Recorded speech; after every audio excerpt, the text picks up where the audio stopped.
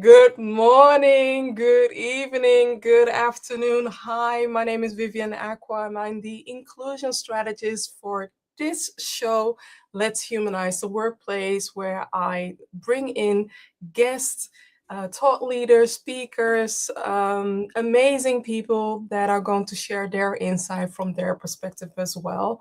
And for those of you who are not known about, don't know me yet, I'm an inclusion strategist supporting managers, supporting teams to with effective collaboration and communication. And there's so much there that can be done. So if you want to learn more, visit my LinkedIn site. But today it's not only about me. I am going to bring in a guest, and I recently met Matthew through TrueForks. So those of you who are watching TrueForks, find out more because we have amazing people in our community that are elevating inclusion, that are elevating collaboration, and that are elevating effective communication. And that should be the end goal for every team. Am I wrong, Matthew? You absolutely bang on. It's a wonderful, it's a wonderful platform that when I was a head of learning and development in a company, I wish I'd had Mhm. access to be quite Exactly. honest, Exactly. because So everybody's kind of accredited, validated as well. So it's just a good definitely. place. Mm. Definitely. I will share the link in the description, or I'll bring the banner up, but I need to introduce Matthew because I've introduced myself, but it would be poor of me if I wouldn't introduce Matthew in this conversation as well. So, Matthew Wilkinson is a L&D expert who helps managers get better every day. He has spent 20 years of working in global tech teams, turning tricky people challenges into practical skills. No jargon, just things that actually work. And that's my kind of doing the work, because why do we need jargons? Why do we need to make things complex as collaborating with people can already be complex, right? So welcome, Matthew, to Thank you. this It's great to be conversation. here. Yeah, Thanks very much, Vivian. thank you. So let's start with the first question. Everybody has a different definition of humanizing the workplace, and I am curious about yours. That's a really interesting question. Quite a hard question to Ooh, start why? with. And I say it's hard Yeah. because it's about people. Mm, And lots of organizations find it difficult because it's not about numbers on a spreadsheet. yeah. It's about dealing with diverse backgrounds, Yeah. diverse education backgrounds, all kinds of things. And I think certainly for me, it's allowing people uh, to do their best. And we know that they do their best at work when they feel respected and connected Mhm. to purpose. You know, Yeah. there's so much research out there which says actually it's not money. Guess what? It's not money that motivates people. It's actually feeling Also connected to not the ping something. pong balls, ping pong Um, tables, or the our drinks. pizzas. You've got to have a pizza party at some point. You've got to have your values on the wall, and then Yeah. everybody, by osmosis, kind of consumes them. All Mhm. of, all of those types of things, which I've seen Yeah. time and time again. But at the end of the day, it's about being heard. I suppose if if I could maybe one thing is Mhm. around. Now we hear a lot about psychological safety Yeah. within organizations, and I think that's something very practical that Mhm. managers and companies can try to weave into their culture. Just allowing people to be heard, Yeah. allowing people to give feedback. It's not And feel it's not a jargon. safe. It's not jargon. It's not theory. They feel safe, right? There's no Safe. reprisal. There's no comeback. It's just what's your view? Because other people, guess what? Other people might have a better idea than you have. Yeah. And so that's where innovation comes from, is from where creativity comes from as well. So let's get the numbers off the spreadsheet. Let's stop promoting CFOs into CEO jobs. That's a bit provocative, isn't it? Let's Ooh. stop promoting the let's stop promoting the CFOs and start promoting the CPOs into Mm. roles. Chief Uh, people officers. Why? Why are Chief you people saying? officers, Mhm. people that have come from or are part of the organization that know Mhm. how to build capability in people, Mhm. uh, are clear on what people need to be doing, so setting expectations, getting the right people in the right place at the right time.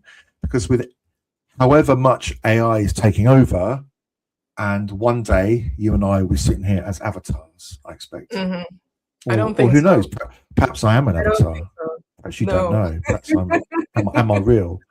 But up until that point, we need you and I and others to be Yeah. moving the conversation forward. I love everything that you shared and also challenging. Um, I do understand that sometimes different chief officers get a promotion where they are dealing with the new normal. Yeah. I also would Mm. love to see collaborations happen with those who aren't chief people officers, that they collaborate with chief people officers Mm. to learn from them. What will they do? How can they keep things humanized? How can they Yeah.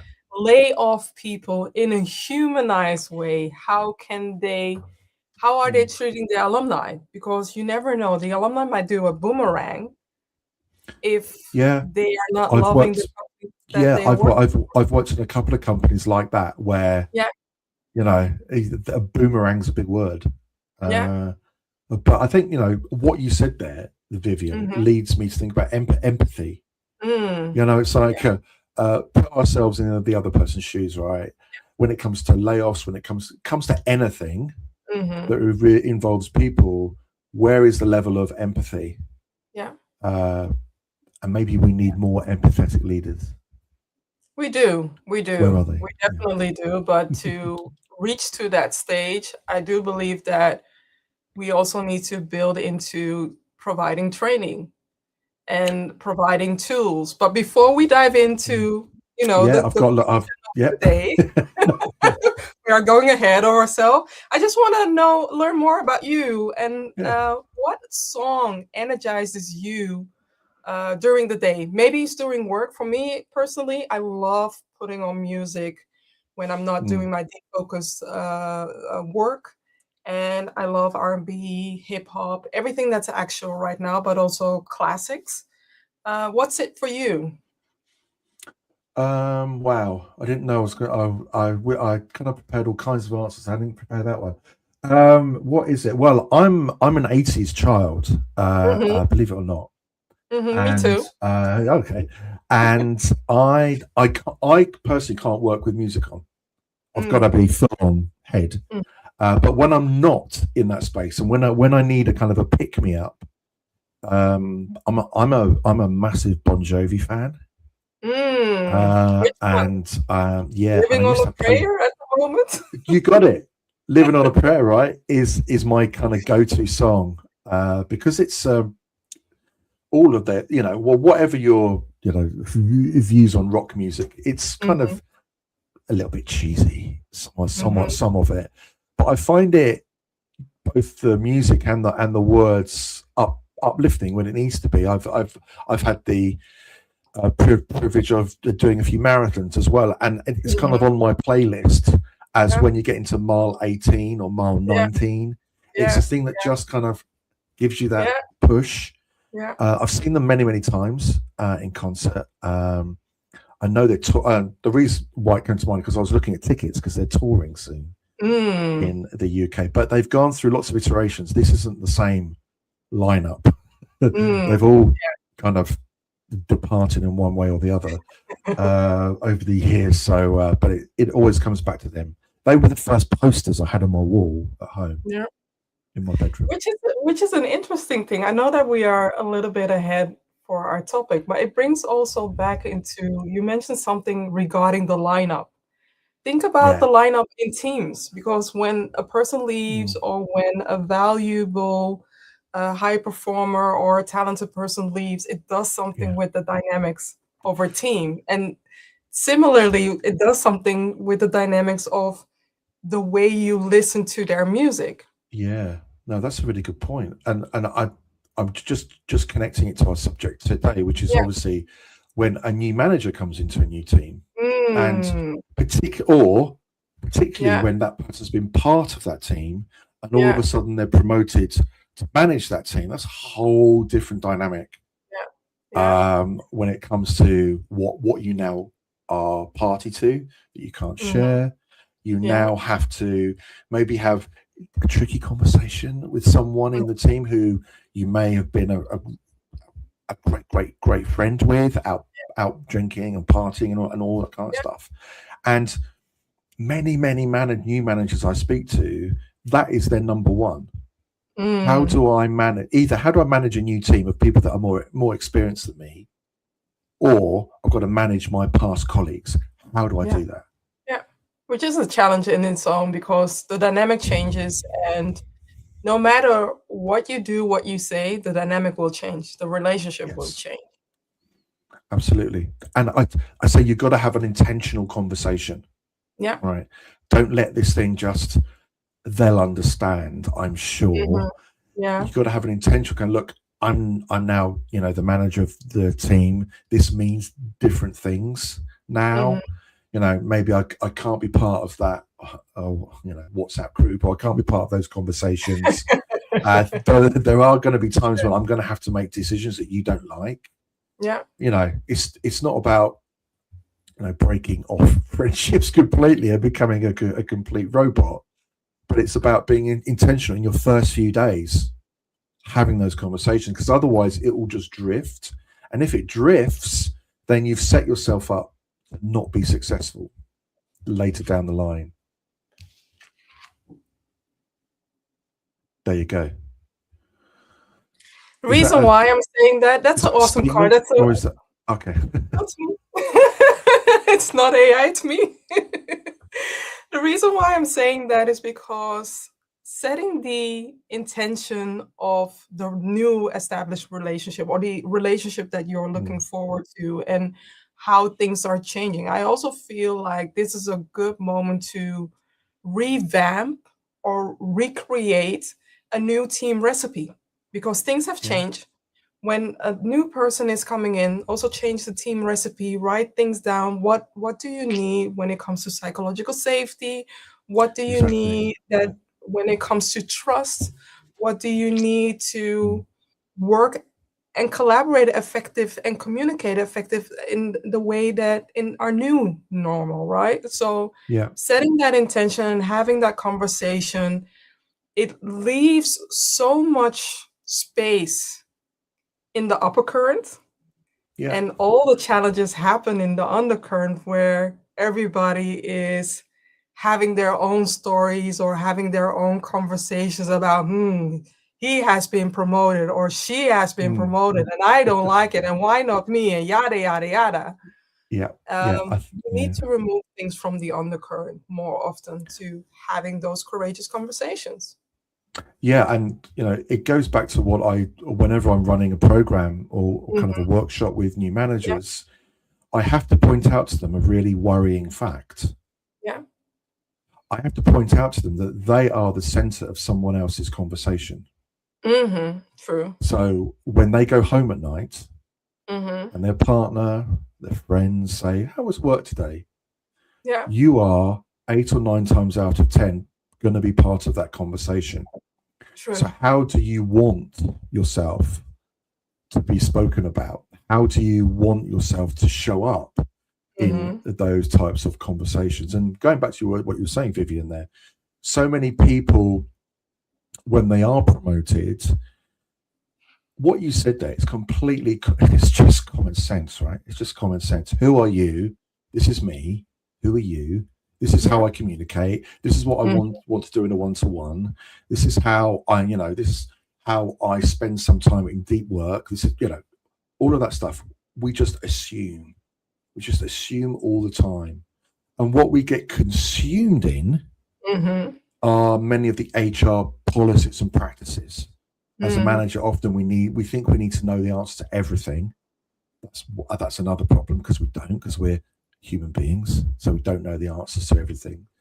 And also you're already answering the question. So why do so many new managers struggle after being promoted, right? So one of the things that you already shared was being in this new role that changes the relationship. That's one. The other thing is overwhelming yourself in HR policies or the admin task. Continue. Yeah, but I could speak all day about this. I Yeah. won't. But to build on that point there, I was recently talking to a group of HR people, and I said, what do managers need to know? Question mark. A really annoying question. Yeah. But a very powerful one, because they were saying, well, they need to know, how to accept leave, holiday.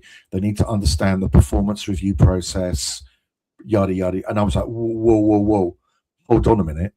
A process doesn't mean understanding a process doesn't mean effectiveness. Understanding a process means you understand a process. You can suck at it, to be quite honest, and you can have massive attrition through perform. Yeah, you can read something and think you understand it. What about making sure that people understand what the company expects of you? What is X company's expectations of a manager? What do you do? Yeah, has anyone written it down anywhere? Because some companies I've worked with have, and that kind of, it's, here are some 4 or 5 expectations of you, and those things may be to kind of build new processes, develop a culture within your team that reflect the values of the organization, for example, to develop people around you. Because that links to another one, is that people who are promoted often don't let go. You're feeling warm and fuzzy in your comfort zone, being an expert, being a fantastic domain expertise there, and all of a sudden you're promoted and you come out of your bubble, and it's almost like you're kind of standing with no clothes on. It's a bit like imposter syndrome, and start to affect people. You're no longer that expert. What got you here isn't going to get you there. So all of a sudden you've got kind of imposter syndrome, and that's when we find managers try and take control of everything. So everything comes through them. Show me your deck. Are you going to send an email to my what boss? you are saying is they are micromanaging at the moment. Micromanaging away because they want that control back. They want to feel as though they're getting back to being that expert in the room, and they're not. They're having to unlearn to learn again, and that is a monumental transition for any human being to go through. But if companies don't at least structure some support before someone gets promoted and after someone gets promoted, then that's why you start to see staff survey numbers going down, engagement going down, because managers think that's how you have to be. You have to know everything, you have to control everything, and that's not a human being, that's a robot. I want to bring it back to what you shared regarding prepping the manager beforehand, which is a really valuable insight, that many managers, when they get promoted, they don't have let's say a trial period of testing and running things out, and also understanding that when you become a manager, your role is different, you become different, but also giving you the toolkit for you to be able to become a more effective leader. I also believe that if the organization is not providing a journey, it's upon you to activate your self-leadership, in this case, to craft your own journey, to create maybe your 100 days plan of what the new role looks like and how you can train for that and what you need to do, and set yourself up for success by setting up the 100 days challenge for yourself, so that you are in front of the bus of your own career. Yeah, and that's a great point. And anybody can do that. Anybody can go to ChatGPT and say, hey, it's my first 90 days. What do I do in my first week? What do I do my first day? It's the umbrella. AI can help you with creating the umbrella, but I do Oh believe yeah, that you need to there's no add your context. unique sauce to it. Yeah, Add the context, add the sauce, and yeah, make it your own. Make it yeah, your own. yeah. But you make a really, really good point there about companies leaving it to people to find Mm-hmm. their own journey. Yeah. Can you imagine a Mm-hmm. company does that with a new product? Yeah. Phew. Would No. you release a new product thinking No. find your own way in the Yeah. marketplace? Good luck. Yeah. We're not going to support it with advertising and marketing. We're not going to do training. We're not going to do rollout to customers. We're just going to let it float. Yeah. Why do companies do that? Over Yeah. 20 years, I still don't, and I'm not being flippant. I still don't understand. Is there a reason why we do that? Is it just because it's people and therefore it's difficult? Allegedly, Yeah. I don't understand why you would. What's the biggest cost of a business? It's people, right? I Look at would your say profit and investment, loss. not costs. I know Oh, that sorry, investments. some people look at it as a cost, but without the people, your company would not exist. I know that some Exactly, exactly. companies are trying to make people redundant by using more AI, but Oh I yeah, yeah. I That's will I we will know make an that's a myth. announcement here first.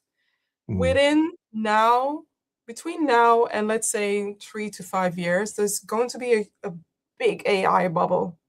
yeah, And that will also create a journey or a pathway for companies to invite people back. That's the reason yeah. why I'm sharing, like, treat the people that you lay off. There are Mm, humanized way of laying them off. Treat your alumni really good because you never know, they might come mm, back and mm. help you. Yeah, and again, I'm old enough to remember the .com uh, Mm, era. yeah, Everybody's got a shiny new toy. yeah, exactly. It's going to save the world.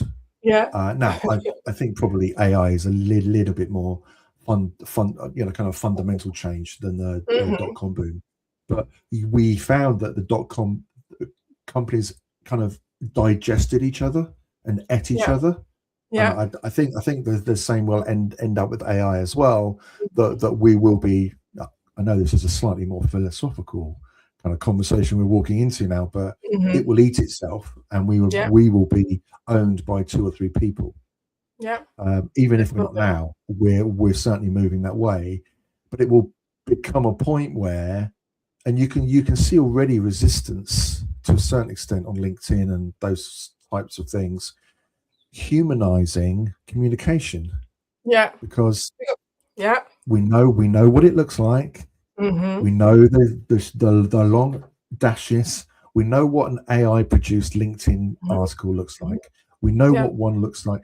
So where's the human yeah. in that, or are we all going to become vanilla?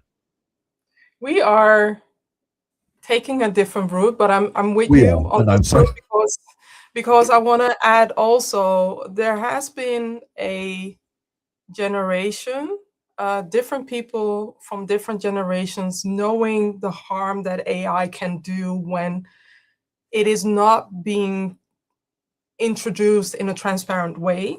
oh yeah, People are not accepting the new change, rather yet they are bombarding or creating their own barriers to accept the change, right? So when you are introducing AI, when you are changing things, be open about it. Like, mm, we are investing in this because we want to save money, and it might in the future, maybe it might, make people redundant, but mm, we need to tap into new things. I believe that we need to offer more transparency, or else your people, your within your team, are not going to adopt the new changes that the company wants to implement.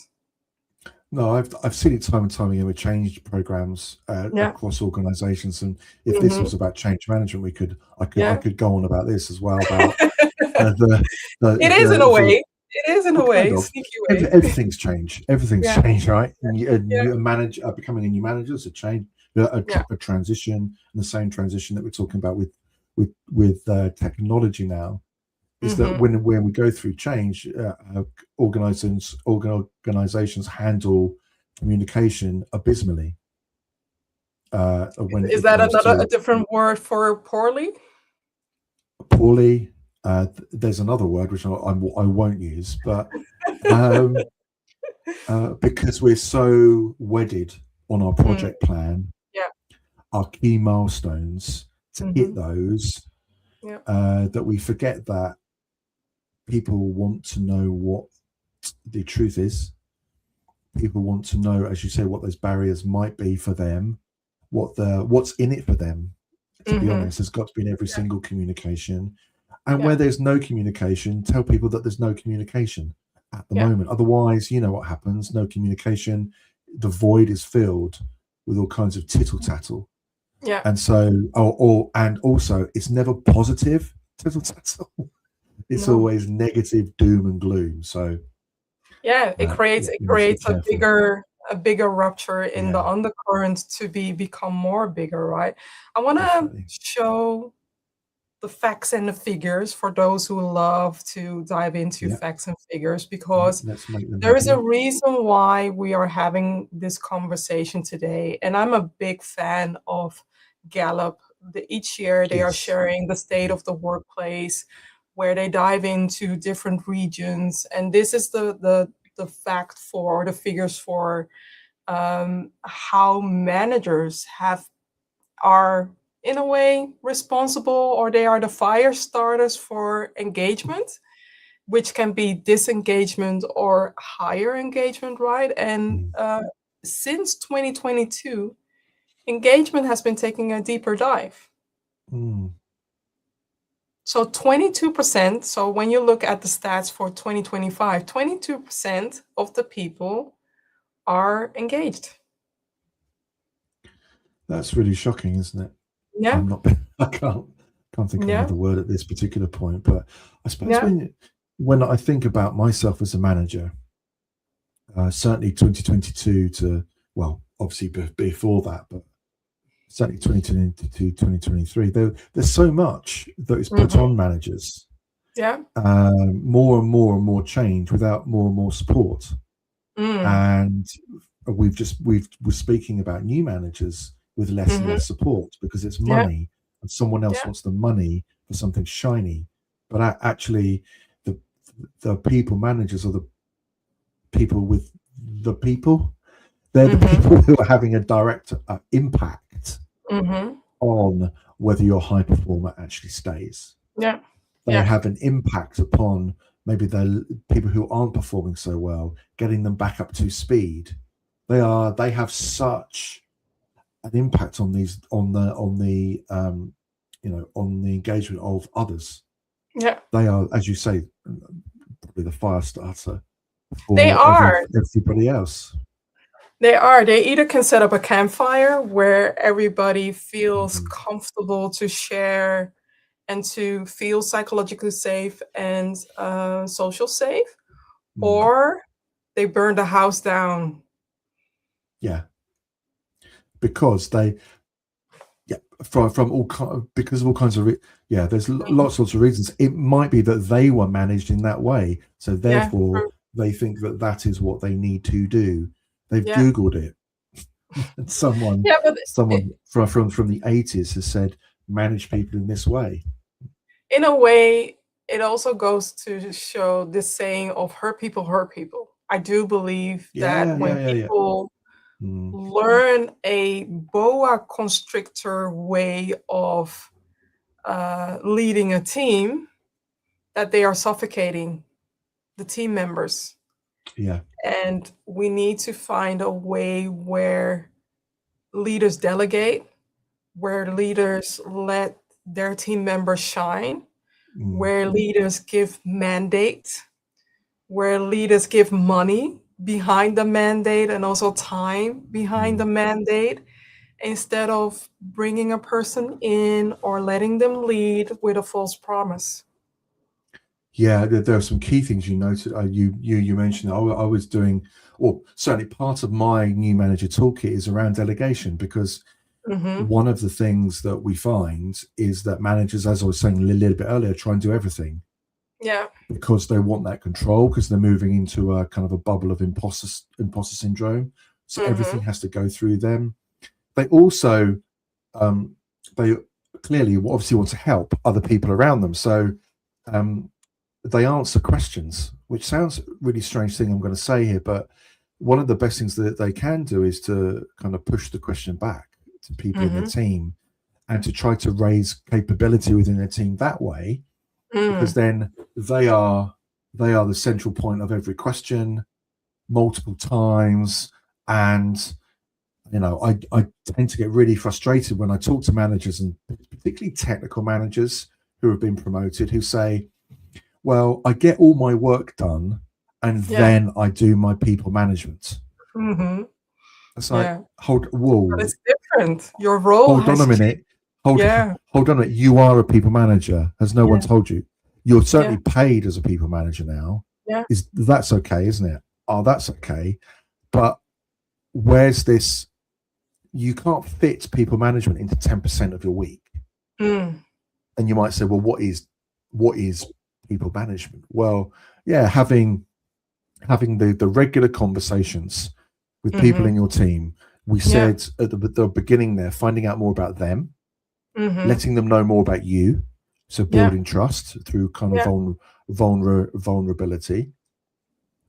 Very, very important things. And also not to have one-to-ones, which are, tell me your to-do list, or walk me through every project that you're doing. How dull, how boring, what a complete and utter waste of time. That shows a real insecurity, I think, from managers. And I've had managers who want to know everything I'm doing so they can report back up. Massive insecurities. It's them, not you. So this whole thing around early regular conversations is something that's so important. I also believe that with everything that you just shared, right? So basically defining a team recipe, what works for the team with this new dynamic, laying the foundation, and don't treat the people aspect as a one-night stand or a once in a week thing. Treat it as the core foundation of you creating your soup, where we all know what needs to be in a soup, right? The stock, the onions, the way you smother the onions can make your soup even taste better. Yeah. Because if you don't lay in the foundation and you just put in all the different ingredients together, guess what? You're not getting a soup. I don't know what you're getting. I would hate to imagine it, but you're not laying the foundation of creating that unique recipe that works well for you and your team in this new setting as well. So work on that. That's a great metaphor. Work on it frequently. How often? I would say once a month, preferably. Or even start in every one-to-one. Start in your one-to-one. Don't go near work. Say, how are you? What's been your biggest win this week? What's been your biggest frustration? Celebrate those. Celebrate also the F-ups. Celebrate also the F-ups, because the F-ups allow space for you and your team to grow. Yeah, that's where trust is built. And as we know through things like Patrick Lencioni's 5 dysfunctions of a team, trust is the base of any high-performing team. You don't have trust, you can't have good, healthy conflict. And so on and so forth. It surprises me when I'm running workshops that people don't know what trust is, don't know what it looks like or smells like. It's Where do you get that? What is it? In schools. Where do you get that? Because the first time that you as an adult come across trust in the workplace is that gut feeling. And my dear friend Minda, I don't have a book here. It's on the shelf and I'm not going to grab it, but she has an amazing book that talks about the trust languages, 7 trust languages. Her book is called Talk to Me Nice. And it has 7 different trust languages where each individual team member can look into their top 2 or their top 3 trust languages. What is important for you to able to trust me, my trust language, if it doesn't involve transparency, if it doesn't involve feedback, we are not going to have a good match. Yeah. No, and you're raising some great points here, but they don't have to be in a big book somewhere or a big theory. They don't have a big theory. What you're talking about is just everyday personal kind of interactions, right? True. So why do we people don't know? Why do people we know right? now. Obviously we know. But look at yourself when you started your career. Yeah. Did you know? No, I hadn't got a clue. Exactly. I thought managing was running team meetings. That was, and to help people if they had a question. That's naively what I thought, and to a certain extent, it is part of that. But it's more nuanced. Yeah. Than, for example, answering every question. That isn't going to that helps someone in the moment, but it doesn't help anybody develop. Giving people feedback, that sounded terrifying. But as we know, feedback is there to lift people up around you. It should be. It's not used that way. But it's bad practice. You know, people still using that sandwich approach. Yeah. You know, stop it. Yeah. Stop it. We stopped it in the 1980s. Why should they stop it? Wow, it's confusing. It's like, what, I've got something sugary on. Well, I say it's more like a cake really than a sandwich. But anyway, I'm continuing your food metaphors, but it's kind of sugary on top, the nice stuff. Then there's the bit in the middle, which is the stuff you actually want to talk about. Yeah. And then you finish it off with something nice and sugary. Now, as human beings, we want, I think we want to be nice to each other. I think we want to be too nice, and that's we want to be too nice, and it's really confusing. What do I of those things you've spoken of, what do I focus on then? And it can be really, really confusing for people. I get your point, but I want to bring you back to a different perspective of Dutch people, or let's say the Dutch culture is known for being direct, sometimes a little bit too direct. Sometimes when people give feedback, it feels like Texas Chainsaw Massacre, and then they think that they have done somebody, they have given somebody a gift, whilst this is not the case. So what I do is often I do refer to the sandwich method, where you package it, you give that effective feedback without butchering somebody. Yeah, and you can butcher without giving them a sandwich, because it's not just the skill. And I do a lot of work with new managers on how to deliver, and here's a framework. I tend to use the SBI: situation, behavior, impact. Yeah, that's also a good one. Yeah. So it's fact based. Yeah. It's not my assumptions. I'm focusing on what's actually happened and the consequence of that. But then, which is a slightly more sugary ingredient, I then move into an open two-way conversation. Were you aware of this? Did you know this happened? Has this happened before? What do you think you could do differently next time? So it kind of moves. How can I help you? And yes, exactly. How can I help you? Yeah. So exactly. it kind of moves into I call it more of a coaching conversation than a feedback conversation, to be honest. But if you've got something positive, give them something positive. Give them the positive thing, which is wonderful. And you can use the SBI model as well. What was the situation? What did you do? What was the impact? And it was brilliant. How could you do more of that? Yeah, exactly. How could you share that with maybe other people in the team? Again, it's kind of, rather than sit down, I've got some feedback for you. You did this. Stop doing that, and this is how you do it. That is not how you lose people. This is that's how not you what I'm talking about. That's not what I'm talking about. You do, when some you may have heard of kind of radical candor by Kim Scott, and she Definitely. talks about her 2x2, but it talks about getting to the point Yeah. in a respectful way. Mm-hmm. This isn't. I don't really like the word criticism, because criticism to me implies that I'm doing something to you. Mm-hmm. It's one way, Mm-hmm. and also I'm criticizing you personally, which I'm not. Yeah. I'm flagging something that I've seen or I've heard that I think you might benefit from knowing. Yeah. It's a bit like if you go out to dinner with your partner, you've got something green stuck in your teeth. You'd Exactly. prefer. Wouldn't you want them to say, I have "Hey, seen you've so got." many occasions where people don't say anything, and I'm that person. I'm that person. If you have something on your cheek or Oh, something in between or something I'm in your going to check face, now. Okay. instead of putting the camera on somebody, I'm gonna check, is everything okay?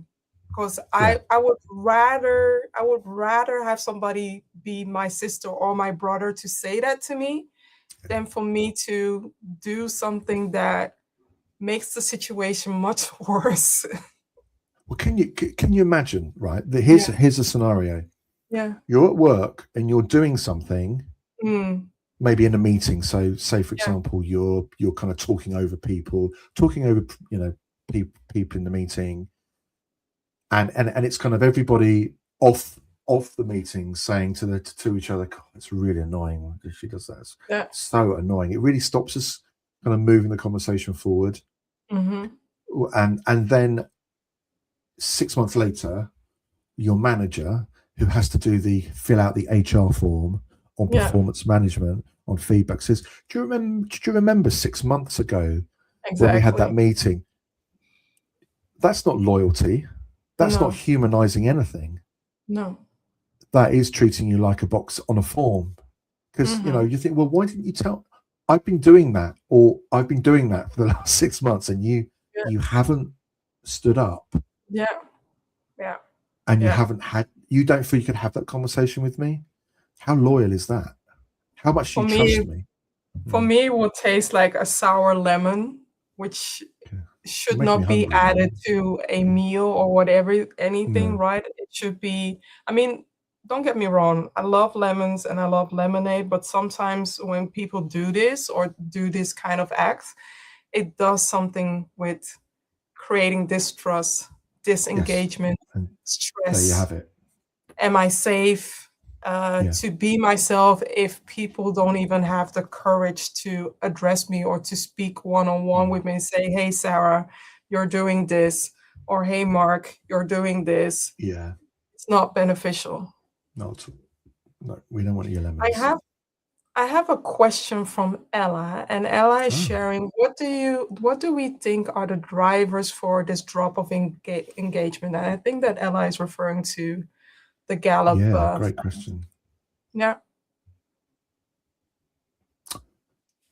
I wonder, to my slightly earlier point, I wonder if it's because of the amount of change that Mm, managers are having to take yeah. teams through, that there's something nearly every day now.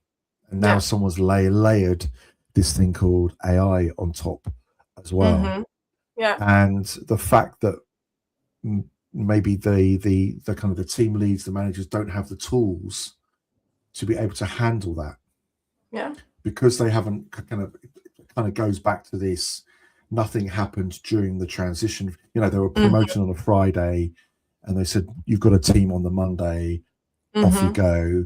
Here's where Yeah. you fill in attendance." All that kind of stuff. So they haven't got the tools to deal with the difficult conversations. They haven't got tools to deal with, being really clear in their communication. They haven't been given the support in terms of laying out expectations for people in their teams. So people don't understand their expectations of Yeah. them. They therefore don't understand the purpose of what they're doing. So you can start to feel, well, do I belong? Do I I belong also here? wanna I also wanna bring in another topic from, tackling things from a different aspects. I have seen many occasions where leaders, managers are dealing with too many people within their team. Oh, yeah. There should be a span of control. Ideally, it should be like between 4 or 10-ish. Anything above that means that you are decreasing trust, you are decreasing psychological safety, you are decreasing productivity, you are decreasing so many other things. And also, imagine you having, let's say, 18 people within your team that you are managing, and to have one-on-one with everybody frequently. When is the time that you have time to do It's your other impossible. stuff, right? Beyond people managing. So look into how many people are you managing or are you leading, because there is a sweet spot. If you want to value psychological safety, if you want to value trust, if you value high performance, there is a max for the amount of people Yeah, that you should be leading. I would definitely agree. I think, again, having worked extensively within the tech sector, Mm-hmm. there for many people, there almost becomes a badge of honor. Like, Mm. oh, I'm managing Badge of 15. victims. I'm managing Badge of 25. I go, that's not great. I don't know whether you know, but that's not good. No. And of course, from a very senior perspective, when it comes to costs, it's very easy to look at a layer Yeah. and that to get rid Mm-hmm. of a layer, because that equals dollars or that equals pounds or whatever it might be. But actually, there's a hidden and sunken cost in Mm-hmm. terms of the impact, therefore, on the high performer Yeah. within a team. Well, I'm not getting the exposure I need. I'm not getting the opportunity I need. So I'm going to go and find something else. Yeah. It also means that are you managing performance well enough of those that aren't performing? Mm-hmm.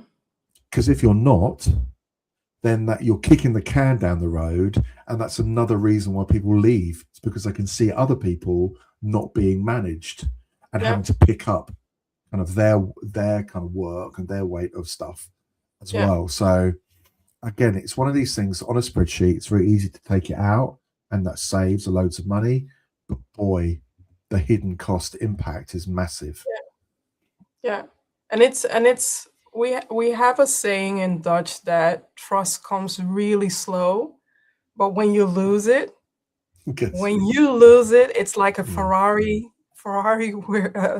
Formula One vehicle that is Yeah, racing, and for you to gain it back, you yeah, have to work so you hard do. to get it back. Yeah, yeah. You need to have that. First of all, you have to be intentional with the conversation again. Look, Hmm. something's happened. This is why. Yeah, And what can I do? How can I resolve that?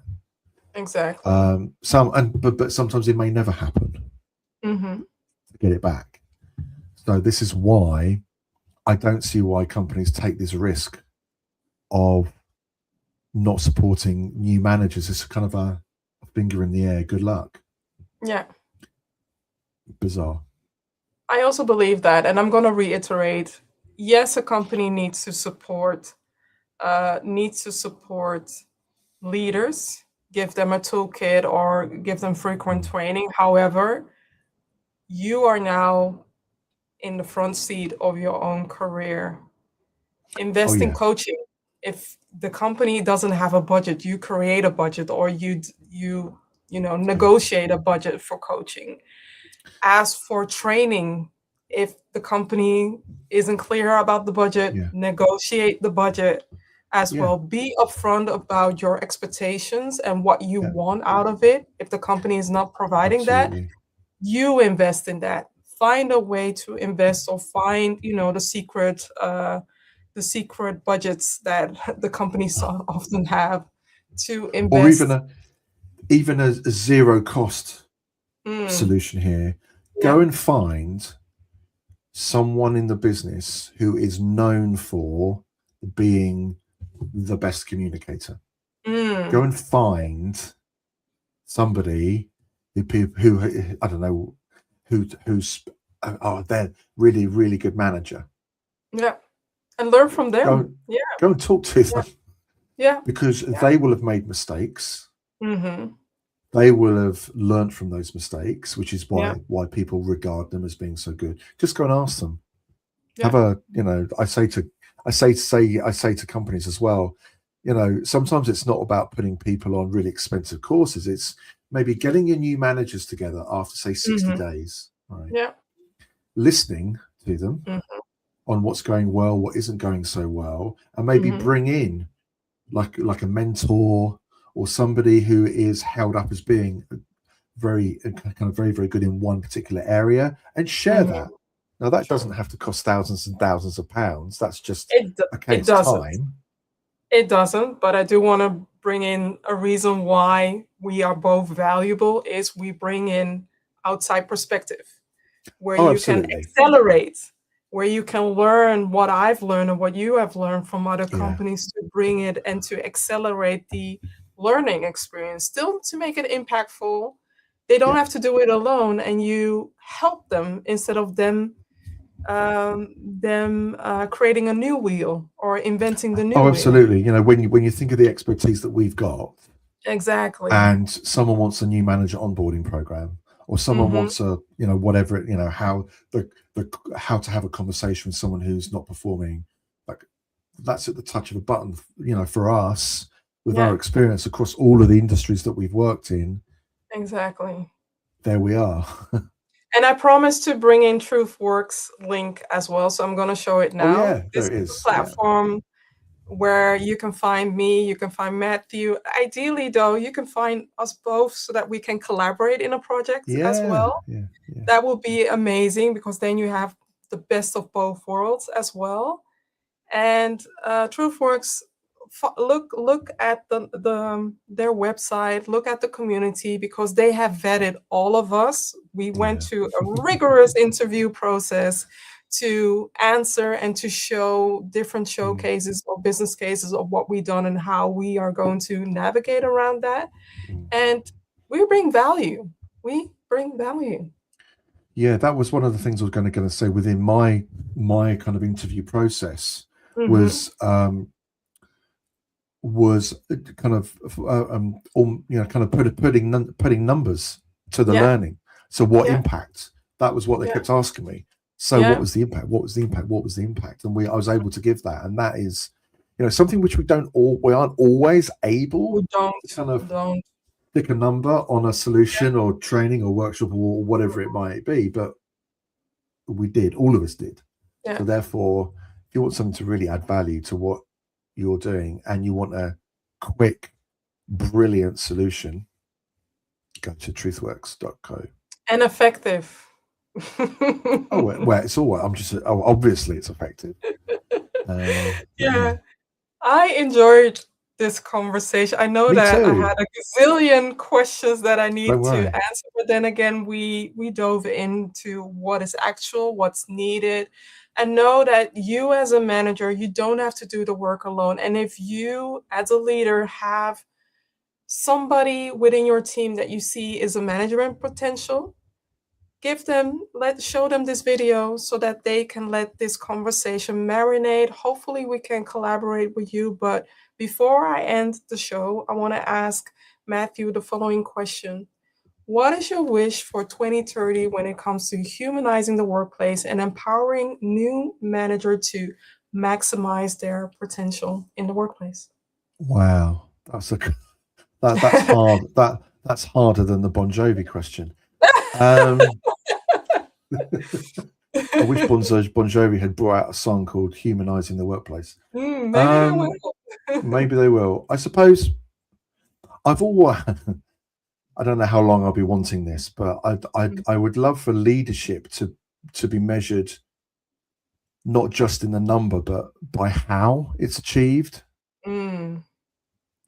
The process that leaders go through, because I've worked in lots of companies by now, and people that are held up as great managers are held up because they hit their number, but actually there's a massive car crash behind them in terms of people, relationships, maybe even sometimes customer relationships as well. So I suppose that's the thing. It's not just the what, it's the how. That's so if a people really are valuable thing. listening and thinking about their performance review process that they might have, where's that in it? Yeah. Also look into how many people are leaving the team of the managers and how long are they staying, because if they are Yeah. not staying that long, it says something about the It team and the certainly does. manager. And It how says much so does much. that recurring recruitment cost? Exactly. Matthew, this was an honor, and this That was wasn't great even fun. work. It was a conversation that we No, I were love having this. to elevate and amplify new managers in their new roles. Thank you for No this problem. conversation. No problem. Great to chat to you Yeah. again, Vivian. Until next time, everybody. Oh, next time. Regarding next time, I do have my dear friend Marsha Goddard, who just came out with her book, Driving Performance. If you don't know her, Matthew, the reason why I'm talking about Formula One is it's her fault. Oh, okay.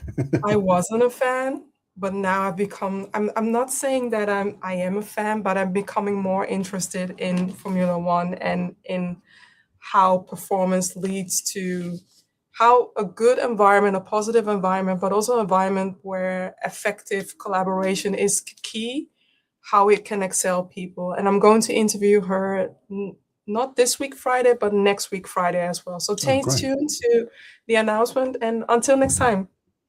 Bye, everybody. See ya.